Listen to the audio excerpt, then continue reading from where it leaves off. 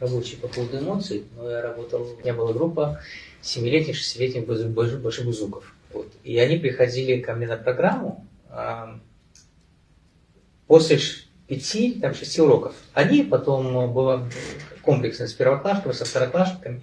И представляете, что дети, когда, да, вот 6 уроков, да, вот они такие. И я смотрю, не работают, им надо вот перебеситься. И мы начали играть в игру, что, как челлендж, у меня только пацаны были.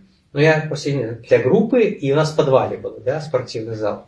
Я говорю, ровно минута, вот на слабу беру, вот, мы все вместе бегаем, кричим, нельзя не останавливаться, ни голосом, ни. Ну, сработало, что лучше минуту потерпеть, побыть вместе с ними, поорать, побегать одновременно, да, но потом они готовы слушать, они готовы выполнять, то есть они это напряжение сбрасывают, все, и они становятся адекватными. То есть, как, ну, канализация эмоций, есть такой термин. Может быть, это в каком-то компакт-варианте попробовать и дома поиграть.